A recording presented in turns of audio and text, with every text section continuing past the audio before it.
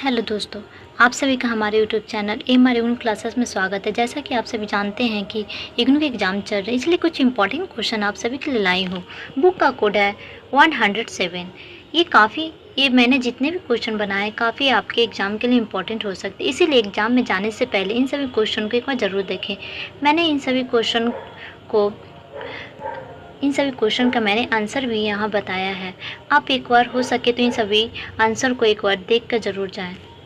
तो पहला क्वेश्चन है, चार्टिस्ट आंदोलन के संदर्भ में ब्रिटेन के श्रमजीवी का आंदोलन पर क्या संक्षिप्त इस पर नोट लिखना है। तो आपको बताना होगा इसमें कि चार्टिस्ट जो आंदोलन थी वह कैसे स्टार्ट हुई, वह किन लोगों ने शुरू किया, वहाँ के जो मजदूर वर्ग थे कैसे इनका इस आंदोलन में महत्वपूर्ण भूमिका रही, और इस आंदोलन की विफलता के बारे में भी आपको बताना होगा। दूसरा क्वेश्चन है, रूस में प्रथम साम्राज्यवादी क्रांति में सहायक कारक और रूसी सरकार द्वारा साम्राज्यवाद के निर्माण का प्रयास का चर्चा कीजिए। मतलब जो रूस में प्रथम साम्राज्यवादी क्रांति थी उसमें सहायक कारक कौन से थे। जब साम्राज्यवादी क्रांति हुई थी तो सहायक कारक कौन कौन से थे उसके बारे में आपको व्याख्या करना होगा, और साम्राज्यवादी के निर्माण का प्रयास जो हुआ था वह कैसे हुआ था। तो पहले तो क्रांति में सहायक कारक कौन थे, इसके बाद टोटल आपको इसी तरह से एग्जाम में पॉइंट वाइज लिखना है, जैसे जारशाही शासन के प्रति असंतोष, प्रथम विश्व युद्ध का प्रभाव और समाजवादी विचारधारा का प्रसार, और लेनिन और बोल्शेविकों का नेतृत्व। इन सभी के कारणों से ही साम्राज्यवादी क्रांति का उदय हुआ था, मतलब साम्राज्यवादी क्रांति हुई थी। और सोवियत सरकार द्वारा साम्राज्यवादी के निर्माण का प्रयास के लिए महत्वपूर्ण कदम उठाए गए थे, जैसे कि उत्पादन के साधनों का राष्ट्रीयकरण किया गया, भूमि का पुनर्वितरण किया गया, मतलब भूमि बांटी गया, योजनाबद्ध अर्थव्यवस्था बनाई गई, शिक्षा और स्वास्थ्य सेवा का विस्तार भी सुलभ कराया गया। तो हम लोगों ने टोटल 2 क्वेश्चन देखे हैं, तो आगे हम लोग बढ़ते हैं। थर्ड क्वेश्चन है, जर्मनी में फारसीवाद के उदय का वर्णन करना है। जो जर्मनी में फारसीवाद का उदय हुआ था उसका वर्णन करना है। जैसा कि आप सब जानते हैं कि जर्मन में फारसीवाद, जिसे नाजीवाद भी कहा जाता है, प्रथम विश्व युद्ध के बाद ही उभरा था। आर्थिक और राजनीतिक अस्थिरता के कारण यह हुआ था। जर्मन में फारसीवाद के कई कारण थे, जिनमें से हम लोग कुछ कारण को देखेंगे। पहला था प्रथम विश्व युद्ध में हार। जब जर्मन के प्रथम विश्व युद्ध में हार हुई थी तो यह फारसी और नाजीवाद का उदय हुआ था। आर्थिक संकट भी इसके कारण बने और राजनीतिक स्थिरता ने भी इसको हवा दी।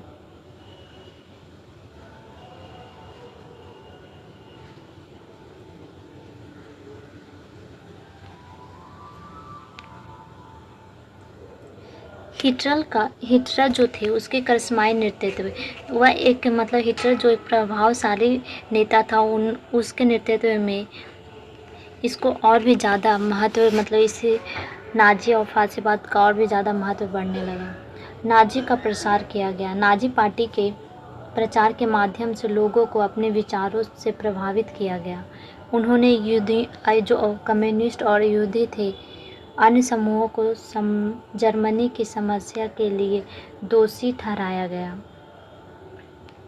संक्षिप्त में आपको इसमें बताना होगा, लास्ट में जब निष्कर्षण लिखेगा उसमें आपको ये बता देना होगा कि जर्मन में फारसीवाद का उदय एक जटिल प्रक्रिया थी। ये सभी लिखना होगा। चौथा क्वेश्चन है, कांग्रेस सिस्टम और इसके परिणाम क्या थे। उत्तर में आपको लिखना होगा, कांग्रेस सिस्टम जो कि भारत में स्वतंत्रता के बाद शुरू हुई थी, यह कांग्रेस पार्टी राजनीतिक संप्रभुता को संदर्भित करता था। परिणाम थे इसके राजनीतिक स्थिरता, एक पार्टी जो कई गुटों से मिलकर बना था। पांचवा है, यूरोप में 1848 की क्रांति का महत्व क्या था। इसके कई महत्व रहे। पहला, राजशाही का अंत और गणतंत्र की स्थापना। दूसरा है, सामंतवाद और भूदास प्रथा का मूल्यांकन किया गया इसमें, मतलब मजदूरों को मुक्ति मिली इससे। राष्ट्रवाद और उदारवाद का भी उदय देखने को मिला। 6 क्वेश्चन है, टिप्पणियाँ लिखना है। उपयोगितावाद जो थी वह क्या थी? यह एक जो नैतिक सिद्धांत थी जो कि अधिकांश लोगों के लिए काफ़ी खुशी और कल्याण को बढ़ावा देने पर केंद्रित थी।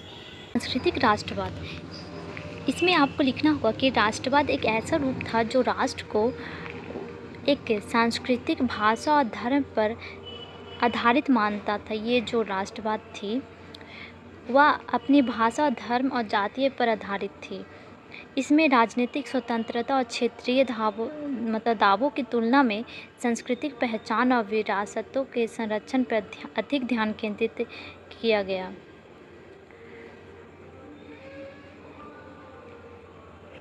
वर्साई की संधि या प्रथम विश्व युद्ध के बाद 28 जून 1999 को मित्र राष्ट्रों और जर्मन के बीच हस्ताक्षरित एक शांति संधि थी। यह जो संधि थी वह मतलब मित्र राष्ट्रों और जर्मनी के बीच हुई थी। इस संधि की कठोर शर्तों को द्वितीय विश्व युद्ध के उदय के लिए एक महत्वपूर्ण कारक माना जाता है। इसी के कारण ही द्वितीय विश्व युद्ध हुआ था। शीत युद्ध, जिसे कोल्ड वॉर के नाम से भी जाना जाता है, जो कि संयुक्त राज्य अमेरिका और सोवियत संघ के बीच हुई थी, पर यह युद्ध एक शांति युद्ध थी। मतलब इसमें सैन्य संघर्ष नहीं हुए थे, सिर्फ राजनीतिक और आर्थिक मोर्चे पर लड़ा गया था। यह शीत युद्ध 1945 से 1991 तक चला था, जब सोवियत संघ का विघटन हुआ था। इसके प्रतिद्वंदी दोनों सोवियत और रूस थे। प्रमुख घटनाएं भी इसमें हुई, जैसे बर्लिन की दीवार, घेराबंदी, कोरियाई युद्ध और क्यूबा मिसाइल संकट जैसे घटनाएं भी इसमें हुए। शीत युद्ध का नामकरण सबसे पहले अंग्रेजी लेखक जॉर्ज ऑरवेल ने 1945 में किया था। तो हम लोग 7वां क्वेश्चन देखेंगे। रूस में नई आर्थिक नीति पर वर्णन करना है। तो आपको इसमें आंसर इस तरह से देना होगा। पहले आपको परिचय में लिखना होगा ये जो आर्थिक नीति थी लेनिन द्वारा 1921 ईस्वी में रूस में लागू किया गया था, जिसका उद्देश्य प्रथम विश्व युद्ध और रूसी गृह युद्ध के बाद अर्थव्यवस्था को पुनर्जीवित करने के लिए हुआ था। इसका उद्देश्य उत्पादन और व्यापार को बढ़ावा देने के लिए हुआ था। प्रभाव में आपको ऐड करना होगा कि सोवियत अर्थव्यवस्था में विशेष रूप से कृषि और व्यापार में पूंजीवाद को काफ़ी हद तक बहाल किया गया, जिससे युद्ध के वर्षों के विनाश और अव्यवस्था से उभरने में मदद मिली। 8वां क्वेश्चन है, राष्ट्रवाद की परिभाषा और यूरोप में राष्ट्रवाद के विचार का उदय बताना है। राष्ट्रवाद एक ऐसा विचार, इस आंसर में आपको लिखना होगा कि राष्ट्रवाद एक ऐसा विचार है, मतलब एक ऐसा विचारधारा है जो राष्ट्र के प्रति गहरी निष्ठा रखती है और अपनी संस्कृति का इतिहास पर आधारित होती है। यूरोप में राष्ट्रवाद के उदय के कई कारण थे। पहला कारण था फ्रांसीसी क्रांति, दूसरा था जर्मनी और इटली का एकीकरण। 9वां क्वेश्चन है, इंग्लैंड के प्रथम औद्योगिक राष्ट्र बनने के क्या कारण थे? मतलब इंग्लैंड कैसे प्रथम औद्योगिक राष्ट्र बन के उभरा? इसके कई कारण थे, तो हम लोग देखेंगे। पहला था कि प्राकृतिक संसाधनों की प्रचुरता थी इनके पास, और नदियों को उपलब्धता ने इन्हें और भी ज़्यादा औद्योगिक करने के लिए आगे बढ़ाया, मतलब औद्योगिक राष्ट्र बनने के लिए इन्हें प्रेरित किया। अर्ध कुशल कारीगरों की उपलब्धता के कारण भी यह औद्योगिक राष्ट्र बन पाया।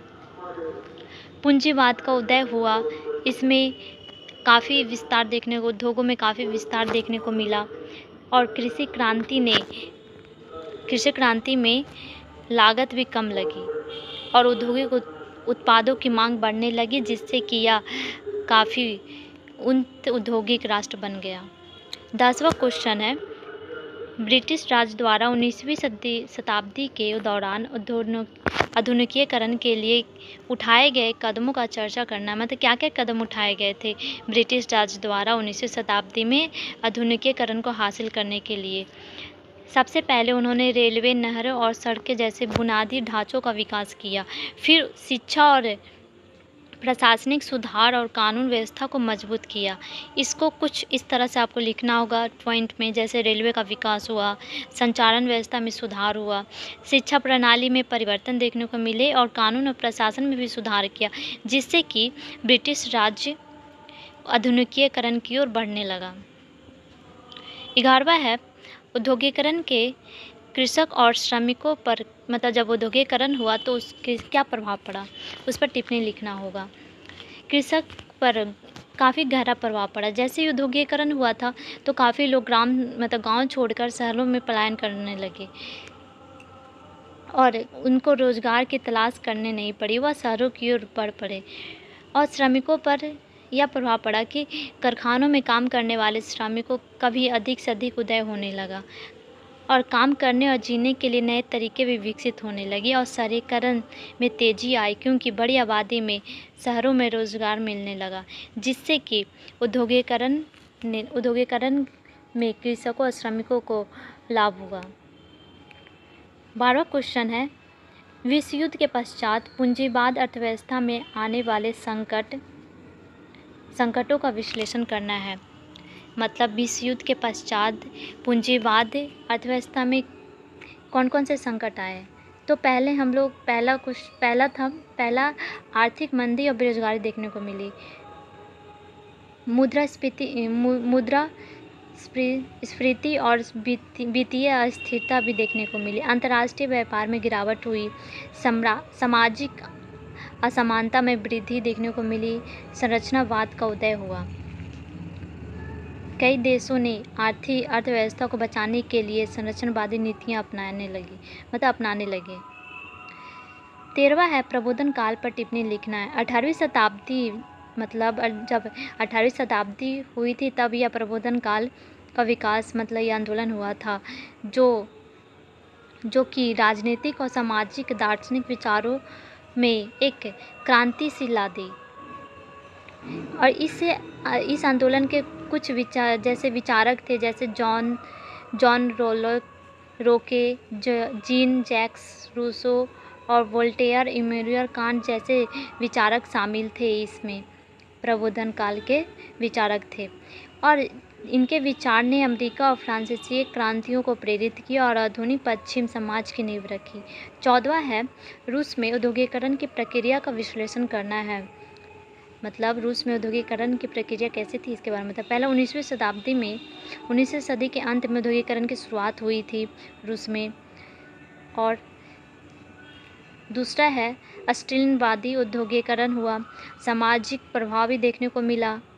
15वां में आपको लिखना, 15वां लास्ट क्वेश्चन है, इसका आंसर बता रही हूँ। चीन के संदर्भ में अर्ध उपनिवेशवाद की विशेषता का वर्णन करना है, जो कि 19वीं से 20वीं शताब्दी की शुरुआत में पश्चिमी शक्तियों और जापान द्वारा आर्थिक और राजनीतिक रूप से प्रभावित थी।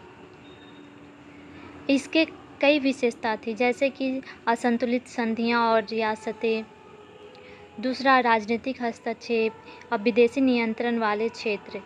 चीन के भीतर कई ऐसी क्षेत्र थे जहां विदेशी शक्तियां या विदेशी रियासतें निवास करती थी और प्रत्यक्ष रूप से वहां नियंत्रण रखती थी और प्रशासन को चलाती थी। चौथा है सैन्य उपस्थिति। विदेशी शक्तियों ने चीन में अपनी सैन्य टुकड़ी को तैनात किया, विशेष रूप से संधि बंदरगाहों में और प्रमुख व्यापार मार्गों पर, जिससे चीन की सुरक्षा पर प्रभाव पड़ा। तो हम लोगों ने टोटल 15 क्वेश्चन देखे हैं। तो आप सभी इन सभी क्वेश्चन को एक बार एग्ज़ाम में जाने से पहले ज़रूर देखें। आशा करते हैं आपको वीडियो पसंद है तो चैनल को लाइक एंड सब्सक्राइब जरूर करें।